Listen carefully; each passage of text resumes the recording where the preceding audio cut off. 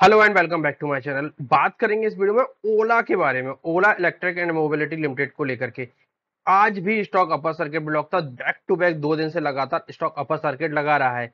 क्या ये लेवल 2 दिन में जो 40% के जबरदस्त मूव इस स्टॉक ने दिखाए हैं, क्या ये आगे कंटिन्यू रह सकते हैं, या ये सब चीजें हम लोग इस वीडियो में डिस्कस करने वाले हैं। Back to back upper circuit में स्टॉक था, तो शुरू करेंगे सीधे इसके फंडामेंटल से, क्योंकि फंडामेंटल देखना इस कंपनी के बहुत ज्यादा जरूरी है। तो मार्केट कैप देखोगे तो कंपनी का 40,000 करोड़ पे है इस समय। वाह। इंडस्ट्री पी का देखा जाए तो 51 पे है। इलेक्ट्रिक में काम करती है। आप लोगों के, कई लोगों के पास इलेक्ट्रिक व्हीकल हो भी सकती है। फाउंडेड हुई थी 2017 में ओला इलेक्ट्रिक। हालांकि टैक्सी में ये काफी समय से अपने ये काम कर रही थी और काफी अच्छे इसके व्हीकल्स वगैरह आते हैं और अक्रॉस द सेलिंग वगैरह काफी अच्छे से बढ़ रही हैं, सारी चीजें हैं। लेकिन क्या बैक टू बैक ये प्रॉफिट वगैरह कमा रही है, कितना प्रॉफिट कमा रही है, और इसके पिछले रिजल्ट वगैरह कैसे रहे, ये वीडियो में हम लोग सारी चीजें डिस्कस करने वाले हैं। तो देखिए, मार्केट कैप तो हो चुका है भाई 40,000 करोड़ पर। करंट का प्राइस चल रहा है 109 रुपए पे और 76 रुपए पे इसका प्राइस ओपन हुआ था। लगभग लगभग वहीं ओपन हुआ था। फ्री कैश फ्लो देखा जाए तो नेगेटिव में है। पहला संकेत नेगेटिव में है। बैड डेट कंपनी पर 5,684 करोड़ का है। क्या रिजर्व है? तो डेट इक्विटी देखोगे 6.41 की है।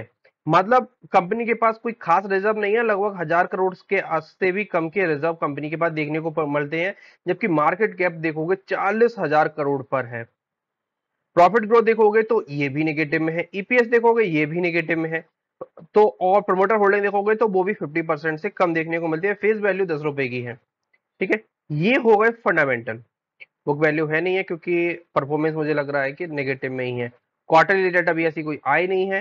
प्रॉफिट लॉस देखते हैं तो मार्च 24 तक का यहाँ पर अपडेटेड है। देखिए, सेल्स देखोगे मार्च 2022 में कर रही थी कंपनी 373 करोड़ की सेल्स। अब ये पूरा कोविड का था, इसीलिए 1 करोड़ की सेल्स हुई, एक्सपेंसेस ने बढ़ते हुए देखने को मिले। सेल्स हुई थी 373 करोड़ की, खर्चा हुआ था 1174 करोड़ का।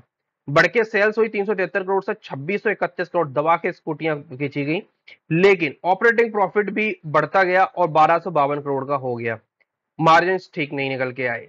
मार्च 2024 में देखा जाए तो फिर से अगेन 5,000 करोड़ की सेल्स हुई, सेल्स डबल हो गई, लगभग लगभग डबल हो गई। और एक्सपेंसेस भी देखोगे तो ये भी 25% के से बढ़ गए, 50% के आसपास से बढ़ गए। और जो मार्जिन है, देखो, एक चीज अच्छी है कि 214% के नेगेटिव मार्जिन थे, फिर -48 के हुए। तो लग रहा है कि आने वाले 1-2 साल में जाकर के ये कंपनी अपना एबिटा है वो ला सकती है पॉजिटिव में, क्योंकि अभी भी -25% के आसपास का नेगेटिव एबिटा है। और उस पे ऐसे भी क्या हो रहा है कि 187 करोड़ का, 108 187 करोड़ के आसपास, लगभग लगभग 200 करोड़ के आसपास कंपनी क्या पे कर रही है? डेट पे कर रही है, मतलब इंटरेस्ट पे कर रही है। तो और जो नेट प्रॉफिट भी निकल के आया है वो भी 1,584 करोड़ का नेगेटिव में निकल के आया है।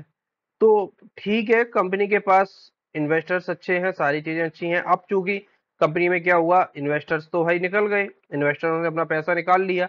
यहाँ पर देखोगे तो प्रमोटर्स की होल्डिंग 36% की ही बची है। एफआई देखोगे तो बाकी होल्डिंग किसके पास पहुंच गई है?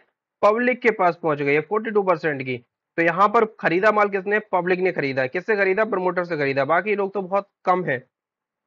और ये भी हो सकता है आने वाले टाइम में प्रॉफिट बुकिंग करते हुए देखने को मिले, क्योंकि जो कूलिंग पीरियड के बाद में है। तो फंडामेंटली देखी जाए तो कंपनी कोई बहुत अच्छी नहीं है, और टेक्निकली देखा जाए तो ऐसा कोई चार्ट नहीं, क्योंकि सिर्फ 2 ही दिन का चार्ट है। तो यहाँ पर इसको देख करके ऐसा कुछ लगता नहीं कि क्या हो सकता है। अब देखिए, सपोर्ट की बात करें तो 97 के 95 रुपीज पे एक सपोर्ट हम लोगों को देखने को मिल सकता है। 95 पे एक रिएक्ट करना चाहिए स्टॉक को। लेकिन फंडामेंटली वाइज देखा जाए तो बहुत ज्यादा अगर क्वांटिटी में आप हो तो अपनी प्रॉफिट बुकिंग डेफिनेटली यहाँ पे बनती है। और अगर आप आईपीओ वगैरह से इन्वेस्टेड हो तो वही आप लोगों को प्रॉफिट बुकिंग डेफिनेटली करनी चाहिए यहाँ पर, क्योंकि क्योंकि फंडामेंटल बिल्कुल भी जस्टिफाई नहीं करते हैं इतने ओवर, इतना बहुत ज्यादा वैल्यूएशंस, बहुत ज्यादा हाई हम लोगों को देखने को मिलता है। तो ये थे ओला इलेक्ट्रिक मोबिलिटी को लेकर के हमारे डिटेल में हम लोगों ने फंडामेंटल एनालिसिस करने की कोशिश की। वीडियो कैसा लगा कमेंट बॉक्स में जरूर बताइएगा। मिलते हैं अगली वीडियोस में, तब तक के लिए धन्यवाद।